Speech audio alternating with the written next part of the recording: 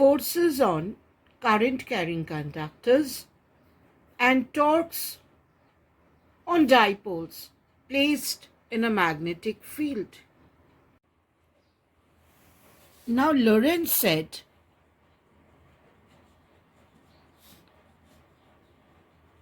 that if there is a magnetic field in this direction,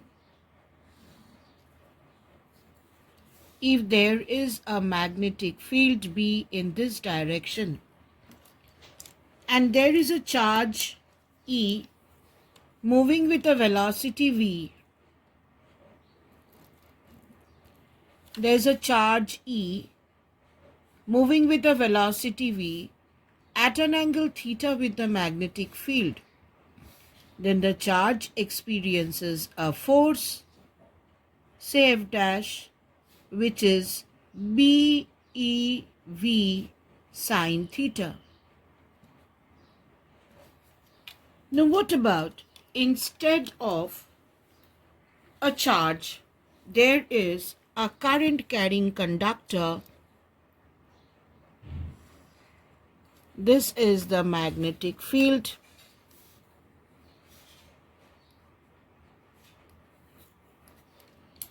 And we have, instead of a charge, we have a current carrying conductor in this direction.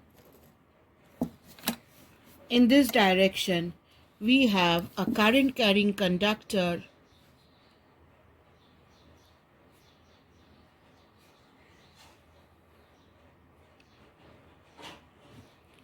of length L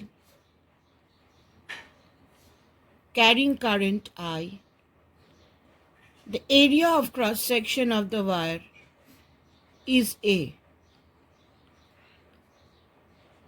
This angle is theta. Instead of a charge, now we have a current carrying conductor. Now inside the current carrying conductor, what we have? We have electrons flowing.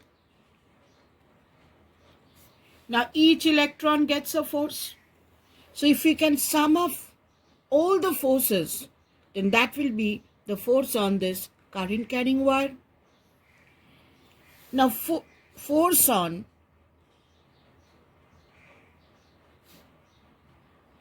one electron is how much? Force on one electron is BeV sine theta.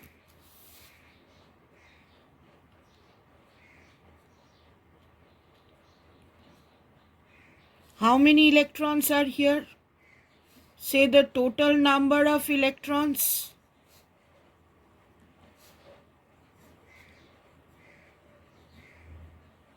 In this conductor be capital N. Therefore, force on N number of electrons is N into BeV sine theta. Now, what is N? Let number of electrons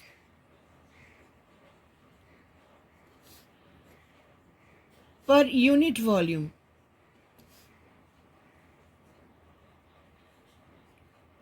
be small n. Number of electrons per unit volume be small n. What is the volume of this wire?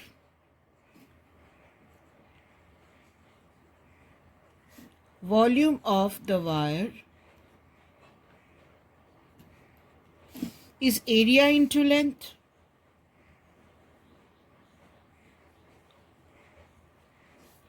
Volume of the wire is area into length. So what is N?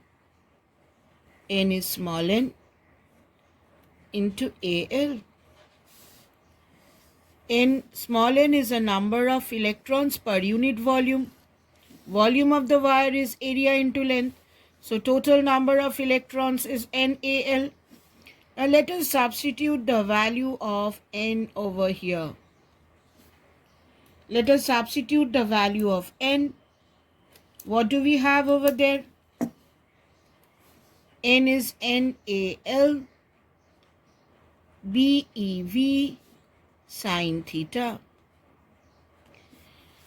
Now if you remember, we had a current carrying conductor.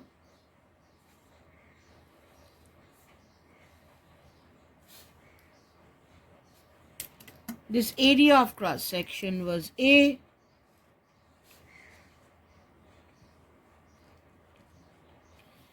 And to find the current flowing, we considered velocity length. Velocity is the distance covered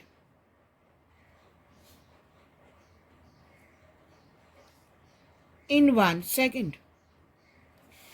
So the electrons which are over here, in 1 second they come over here, and the electrons which are in this position, they move out of this wire in 1 second.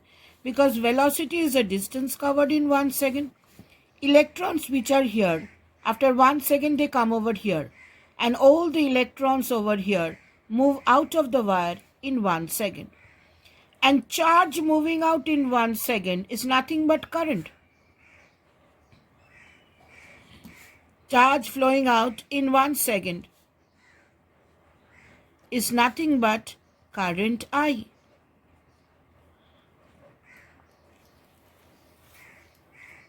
So, if you want to find the current I, we have to find out the charge moving out in 1 second. Let the number of electrons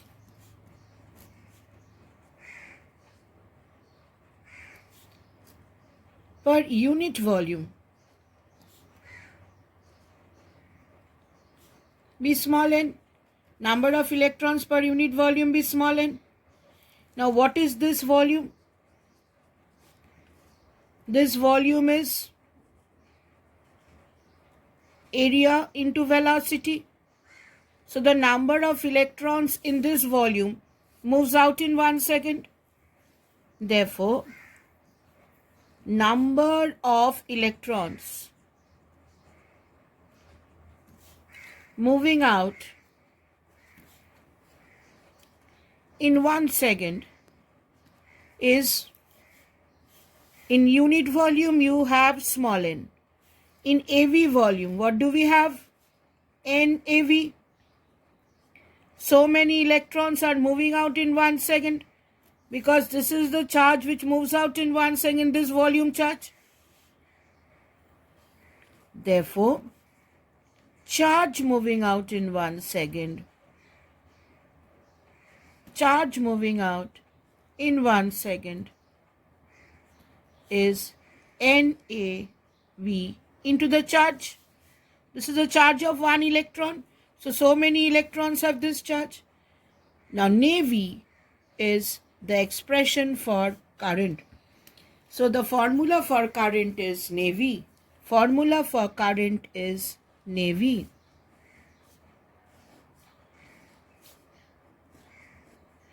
Now, here, take NAVE.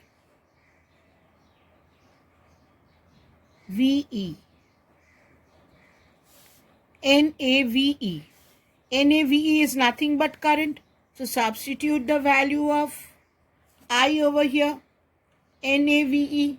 Therefore, the force on the current carrying wire of length L placed at an angle theta with the magnetic field will be, force is equal to B. Instead of NAVE, I can write I. L is the length of the wire, sine theta. So force on a current carrying wire is BIL sine theta. B is the magnetic field, I is the current through the wire, L is the length of the wire, and theta is the angle between the current carrying wire and magnetic field. This can be written as, in vectorial form, force is equal to, since theta is the angle between I and L, this can be written as I into L cross B. L carries the direction of the current. L carries the direction of the current. So force can be written as I into L cross B. The direction of the force can be obtained by Fleming's left-hand rule, as we discussed before. The direction of the force can be obtained by Fleming's left-hand rule. The two important things to be noted over here. Number one, if the wire is placed parallel to the magnetic field, if theta is 0, theta 0 means this is the magnetic field, and you have the wire placed parallel to the magnetic field. Current is flowing in this direction. This is the length of the wire. If theta is 0, what is the force? Force is BIL sine theta. Theta is 0, so sine 0 is 0. So what is the force? Force is 0. So whenever a wire is placed parallel to the magnetic field, it will not experience any force. A very, very important conclusion. Whenever the wire is placed parallel to the magnetic field, it will not experience any force. And when theta is 90 degree, that means this is a magnetic field,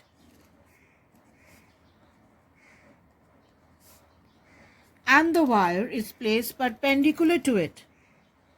This is the direction of flow of current. So when you have the wire in this direction, angle between magnetic field and current is 90 degree. Sine 90 is maximum.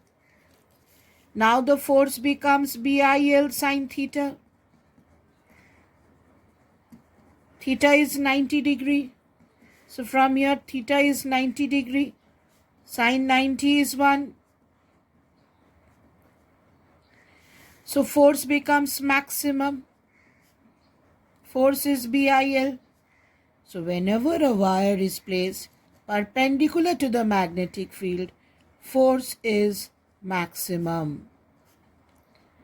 And whenever the wire is placed parallel to the magnetic field, force is minimum.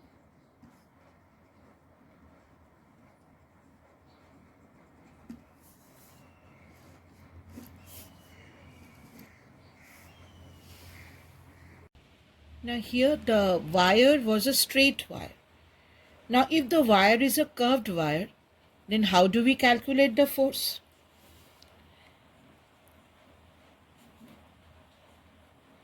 Magnetic force on a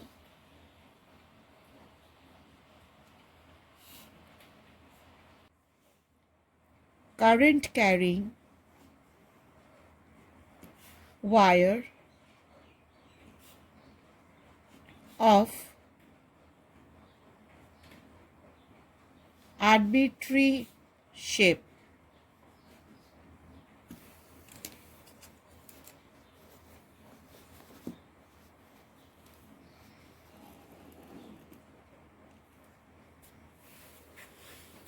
say we have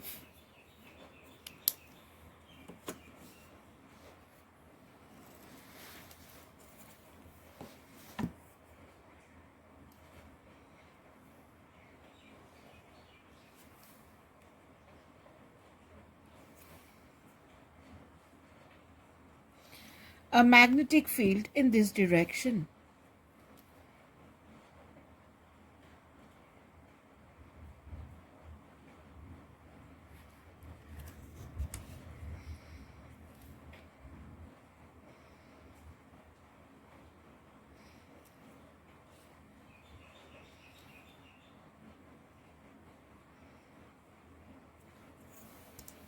we have a magnetic field in this direction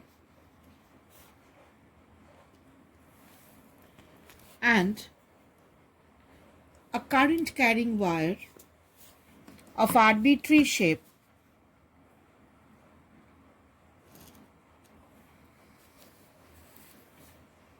this is OA and it is bent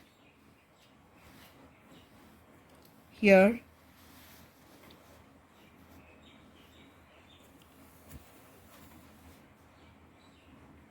current is flowing through this wire. The wire is bent. It carries current I. Now, what is the force on this wire? Here, we break the wire into small pieces. We break the wire into small pieces. Say this is delta L1. This is delta X1, delta Y1. Again we break the wire into another piece, delta L2.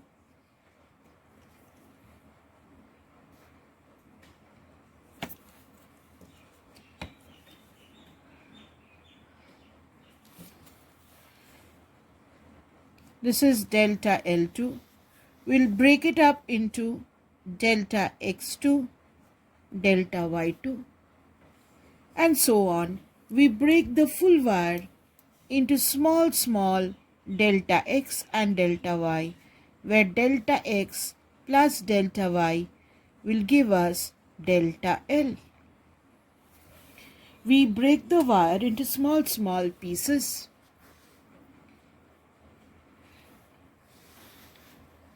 The magnetic field is in this direction. So it is parallel to delta X. Now here we have studied that when a wire is parallel to the magnetic field, force is 0, and when it is perpendicular, it is BIL. So here we can break up delta L1 into two parts. Delta X1 is parallel to the magnetic field. So for delta X1, my force is 0. And delta Y1 is perpendicular to the magnetic field. For this delta Y1, my force will be BIL.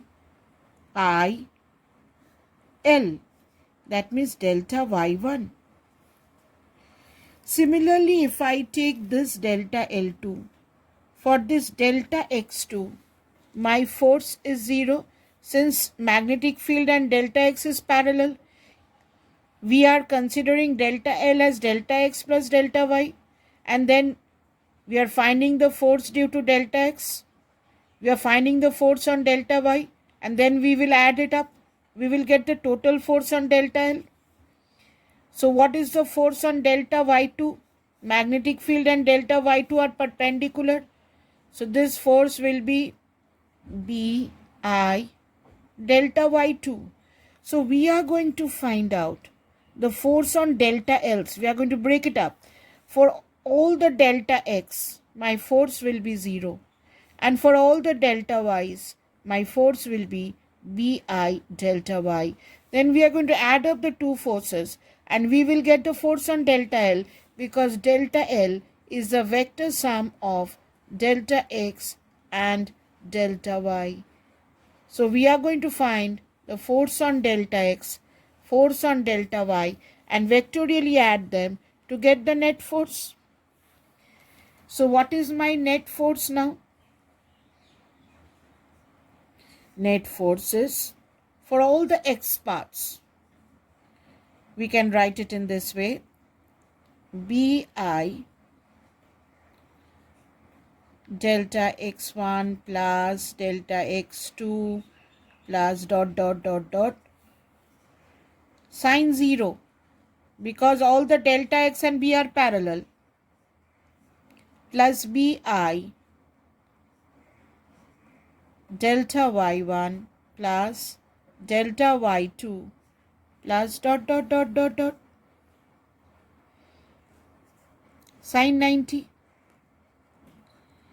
Now this term will be 0. All the delta x parts will not get any force. So the total force on delta L is only due to delta y part. So this can be written as bi summation of all the y's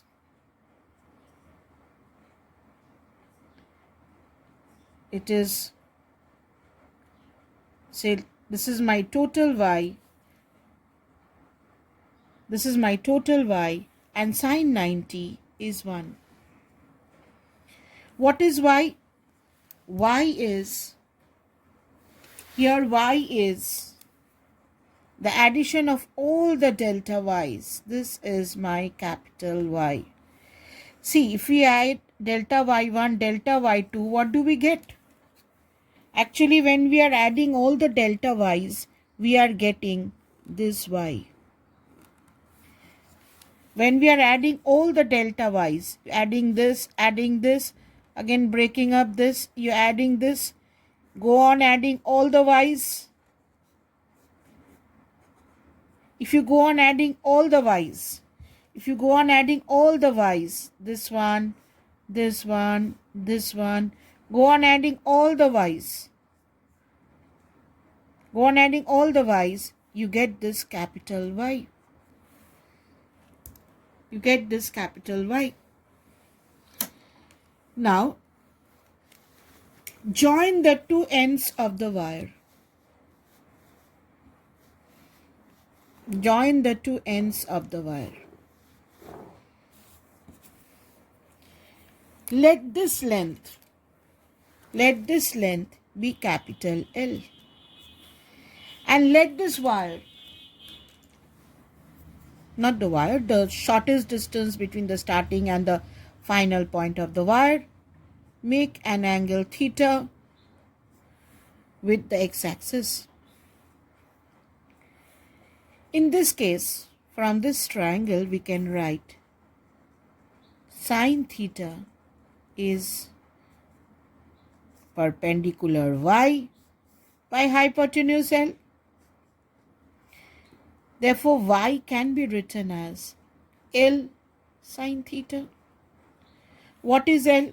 L is the shortest distance between the starting and the final point of your wire. And theta is the angle which this line makes with the x-axis.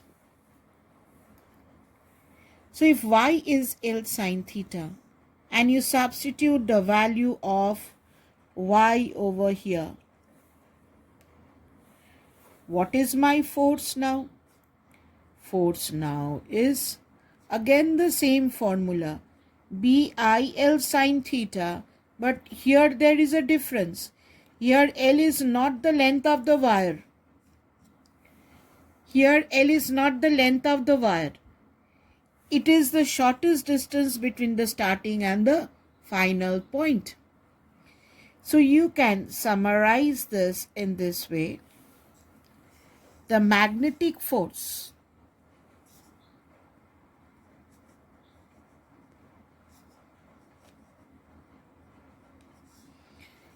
acting on a current carrying wire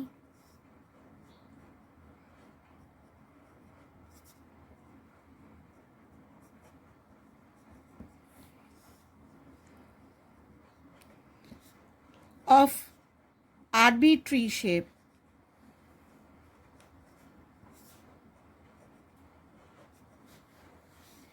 immersed in a uniform magnetic field.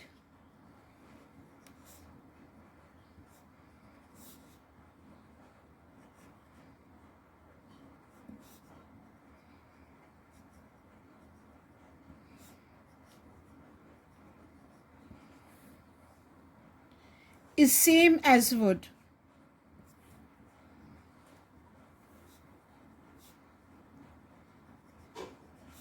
act on a straight segment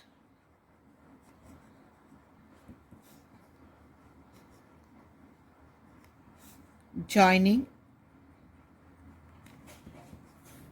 the two endpoints of the wire.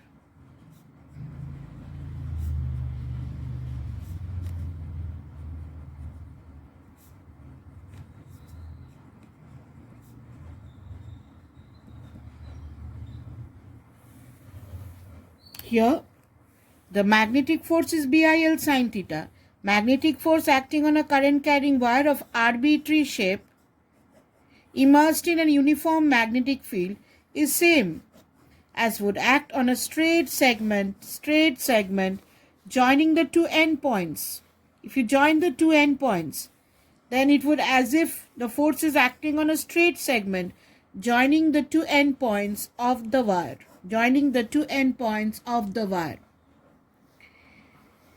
Now suppose, in this case, let me take a case where you have a magnetic field in this direction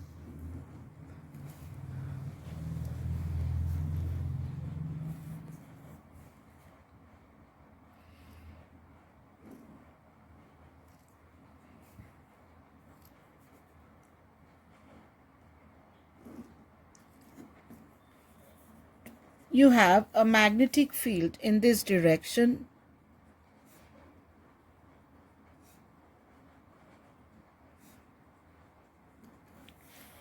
and you have a closed loop. Say the wire takes this form and comes and joins. Say the current goes in this way, and the wire makes a closed loop. Now what is the force? From here, if you take the formula, force is BIL sine theta. Now what is my L? L is the shortest distance between the starting and the final point of the wire. It is the shortest distance between the starting and the final point of the wire.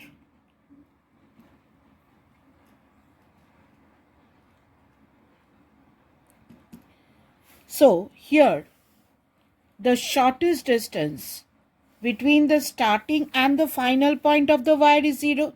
The wire starts from here and goes and ends over here. So your capital L is 0 over here. Capital L is 0. So here the force on a current carrying loop is 0. So if a wire forms a closed loop, so here we can conclude, if a wire forms a closed loop,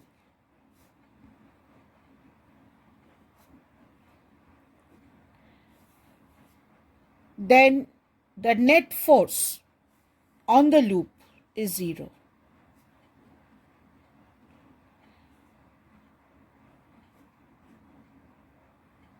Then the net force on the loop is 0. So if a wire forms a closed loop, the shortest distance between the starting and the final point is 0. And so the net force on the loop is 0. Now let us take some applications on this concept. Say, you are given a semicircular wire of radius r.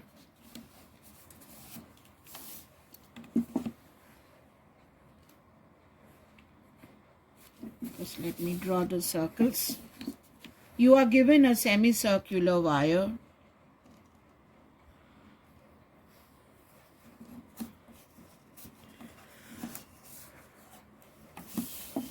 of radius r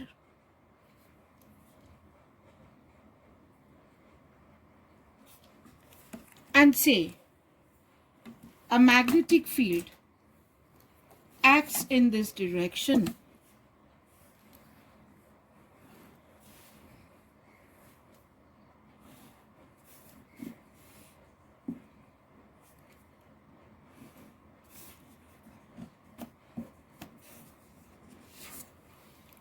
This is my magnetic field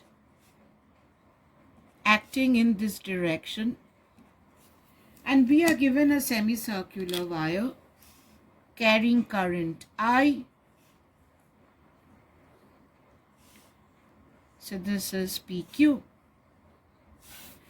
What is the force on this wire? It is a semicircular wire. Children, just now we have studied that when you have a wire of arbitrary shape, join the starting and the end point, that is L. Let this L make an angle theta with the magnetic field, because magnetic field is in this direction. Then the force is BIL sine theta. L is the shortest distance between the starting point of the wire and the end point of the wire. So here, if we come to this question, the shortest distance between these 2 points is PQ. What is this length? This is the diameter 2r. So my length is twice r. Now what is the angle between L and B? What is the angle between L and B? Angle between L and B here is 0 degree. So what is the force? It is BIL sine theta. BI, length is 2r, shortest distance is 2r. Angle between L and B is 0 because B and 2r are parallel. So it is sine 0. So the force here is 0.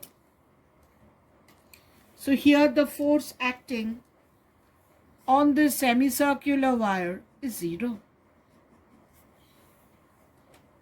Now let us take the same wire but change the direction of the magnetic field. We can take the same wire,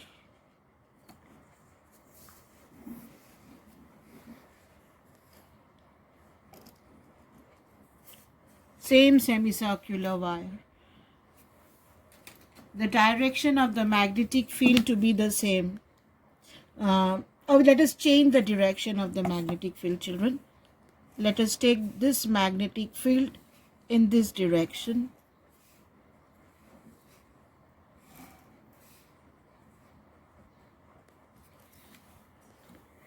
And here,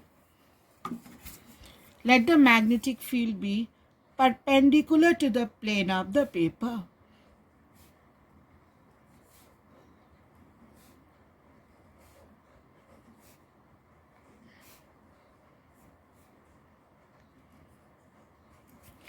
Let it be perpendicular to the plane of the paper, and this wire carries current I.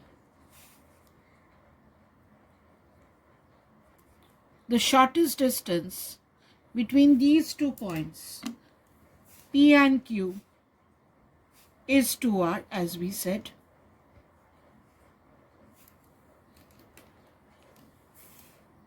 Here also the current is I. This shortest distance between the 2 endpoints of the wire is 2r. Now what is the force on this wire? Here angle between my length. What is my length? This is my shortest length. Angle between this length and magnetic field is 90 degree. So here theta is 90 degree. So what is my force? B I L sine theta. BI, my length is 2r, sine 90. Sine 90 is 1. So my force becomes twice BIR. Here my force becomes twice BIR.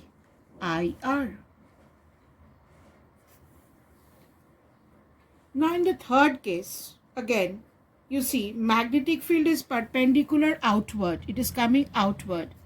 So again, angle between my length L and magnetic field is outward. It is outward.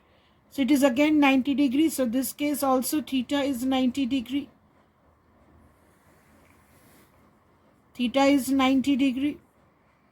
Therefore, my force is the same. Bi into 2r is the length. Sine 90 is 1. So my force becomes the same. Twice BIR.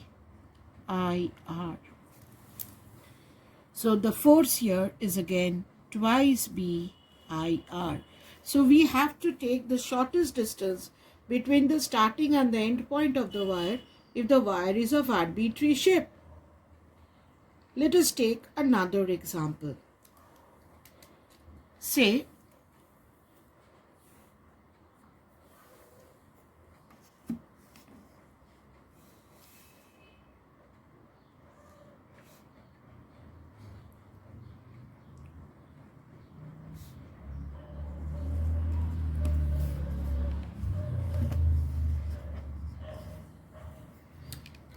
this is my x-axis.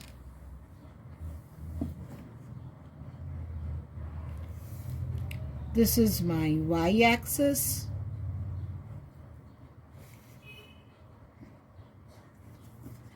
And this is my z-axis.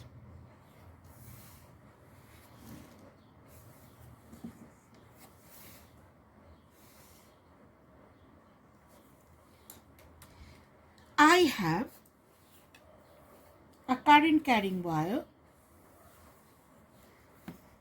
coming like this.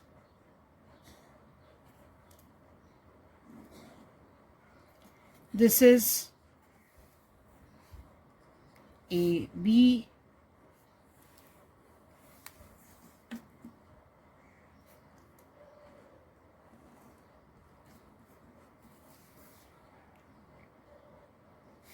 E, F. Say current comes like this.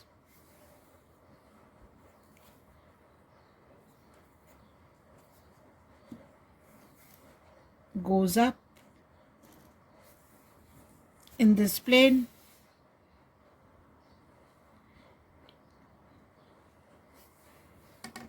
Comes like this.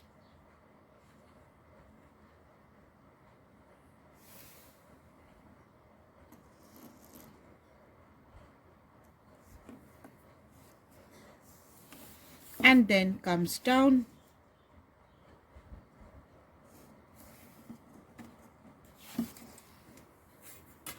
So it is something like this. Current comes like this, goes up, comes in this way, comes down, and this is my current carrying wire. We are asked to find the force on this wire. The wire is coming, current is coming like this, going up, coming in this way, comes down and goes on this.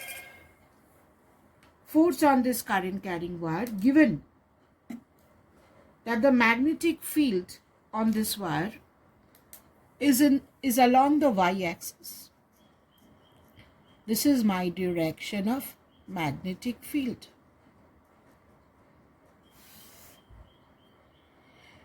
So if you break up the wire, you see this wire is parallel to the magnetic field and this wire is also anti-parallel. So force on this wire is 0. Force on AB wire is 0. Force on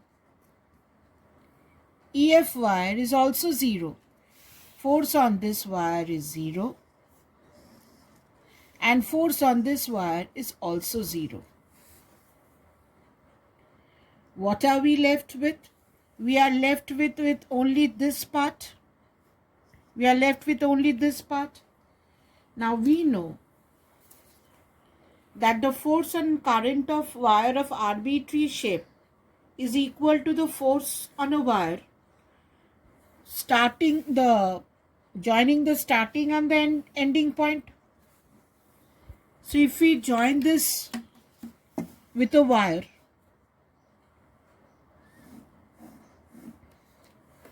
If you join this with a wire,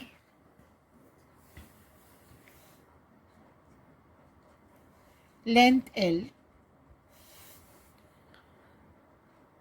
then this is along the x-axis and magnetic field is along y-axis. So what is the angle between L and magnetic field? 90 degree. So if you consider the full loop of the wire, it's not a loop, a full wire, force on this wire and this wire is 0, and force on this part is the force on this wire joining the starting and the ending point. So the net force will be B I, if the current is I, EB is L sine 90, because angle between L and B is 90 degree. So the force becomes, from here, net force on this wire becomes BIL. L is equal to EB. EB is my L. So here the force becomes BIL.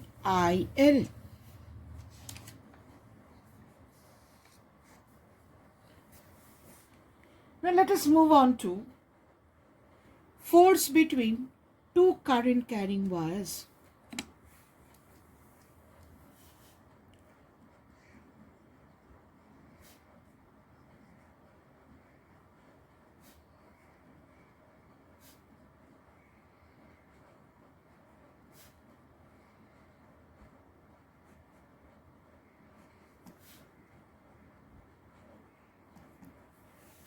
Force between two current carrying wires.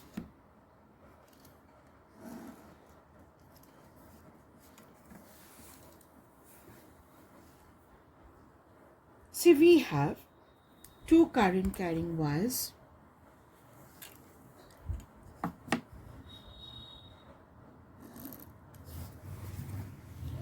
Let us take this plane.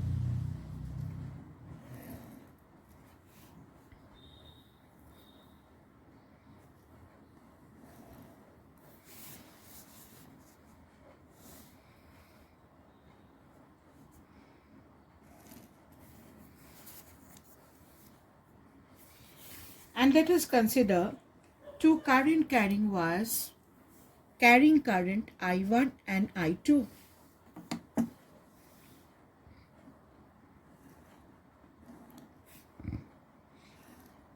This is a wire which carries current I1, and I have another wire which is parallel to this wire carrying current I2, and they are separated by a distance A.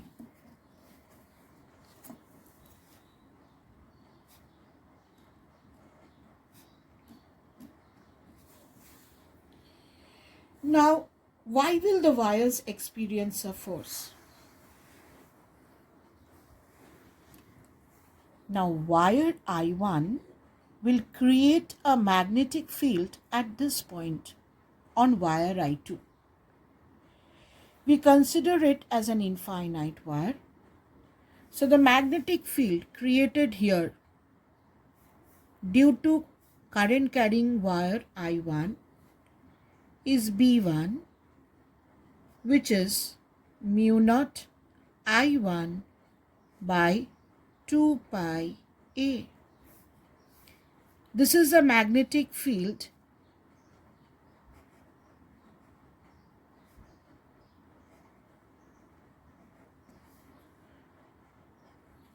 created by current carrying wire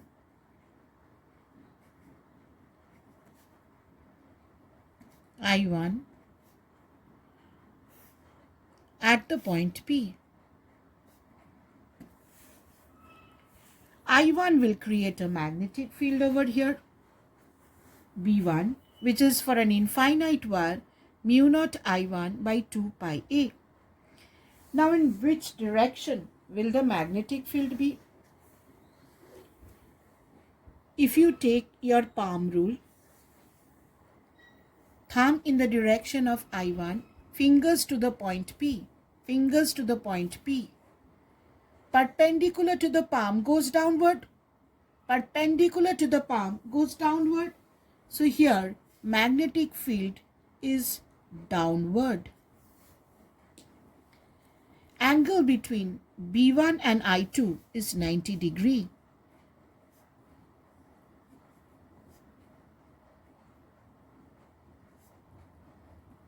B1 and I2 is 90 degree.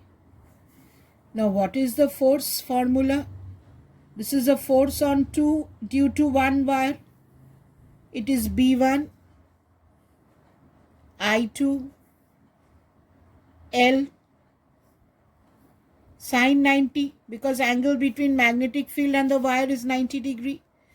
What is B1? B1 is mu naught I1 by 2 pi a. Put the value of B1 over here. So this is mu naught I1 by 2 pi a into I2 into L. This is a force on the wire 2 due to 1. Now if you are asked to calculate force per unit length, L comes at the bottom. It is mu naught I1 I2 by twice pi a. It is mu naught I1 I2 by twice pi a.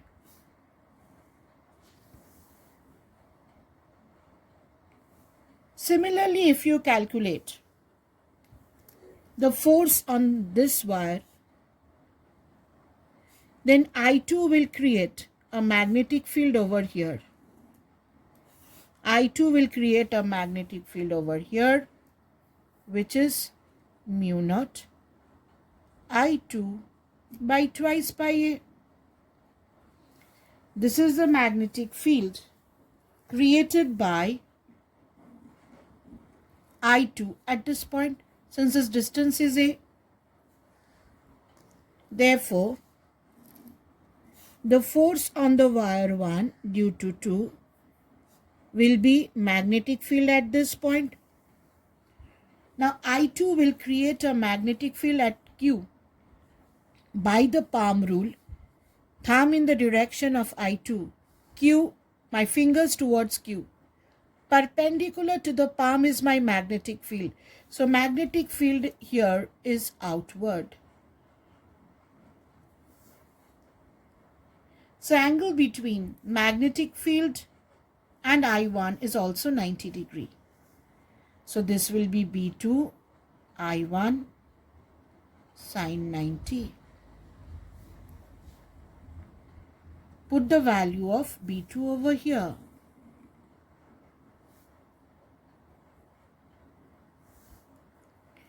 If we put the value of B2 over here, this is mu naught I1 I2 by twice pi a.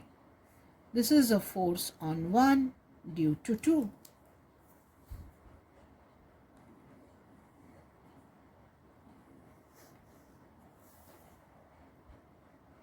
Now if you see, the formulas are the same.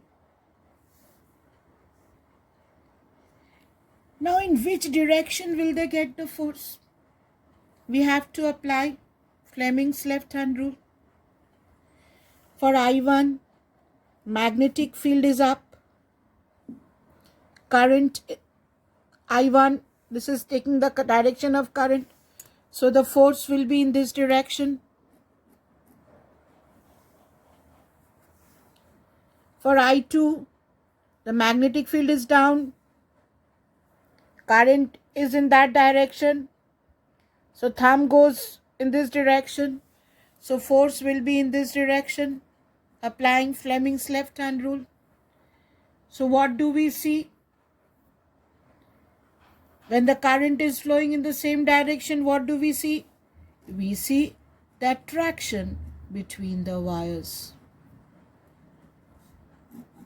We see the attraction between the wires. Now from here, if you are asked, define 1 ampere, very, very important. Definition of ampere. Definition of ampere.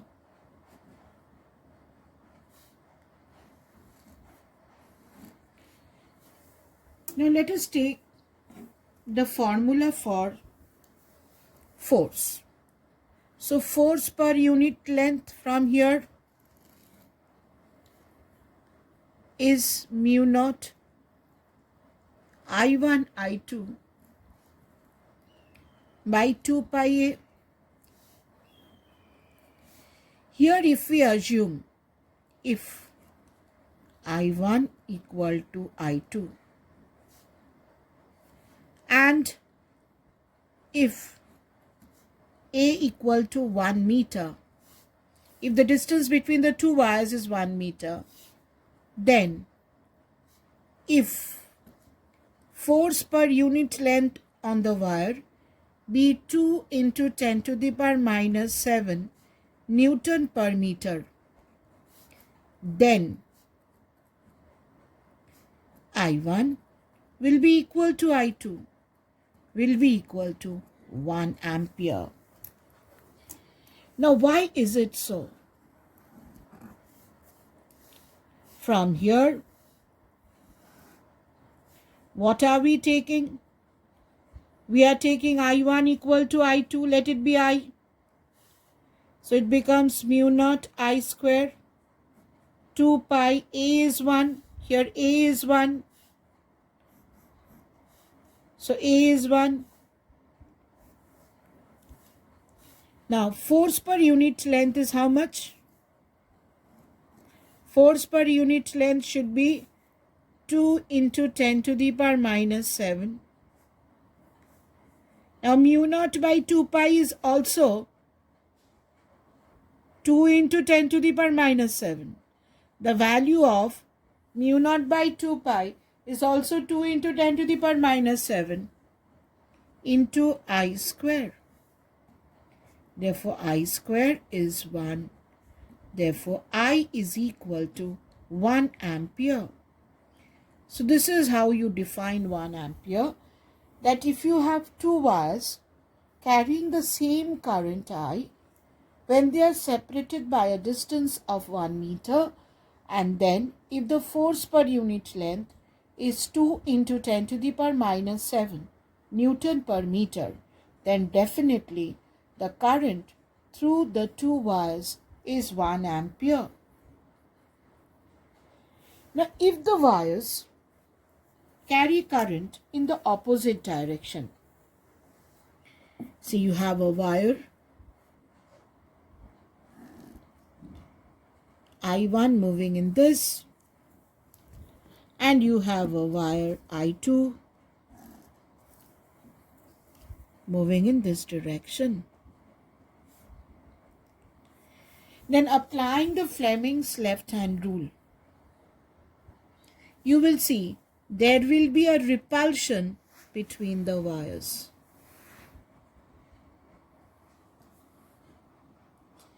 If the current flow in opposite direction, apply Fleming's, similarly like here, apply Fleming's left-hand rule, you will see a repulsion between the wires. Now what about if the wires are not parallel? Suppose the wires are not parallel, then if you find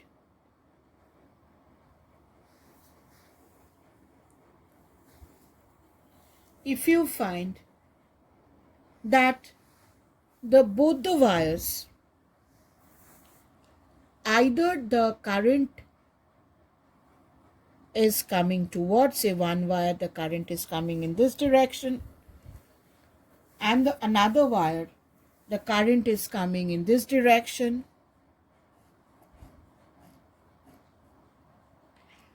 Both are coming in this direction. Then you will see attraction. They are not parallel. Or if you have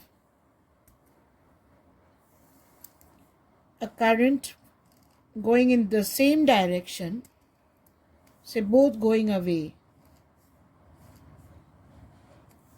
then you will see attraction. But if the reverse occurs, that you see in one wire, the current is coming in this direction, and in the other wire, the current is going in this direction. One is coming and one is going. Then you will see repulsion between the wires. Say here you have through one wire current is coming, and you have another wire where the current is moving in the reverse direction. Here also you will see repulsion. So if we come back from the beginning, Lorentz said that a charge moving at an angle theta with the magnetic field will experience a force BeV sine theta.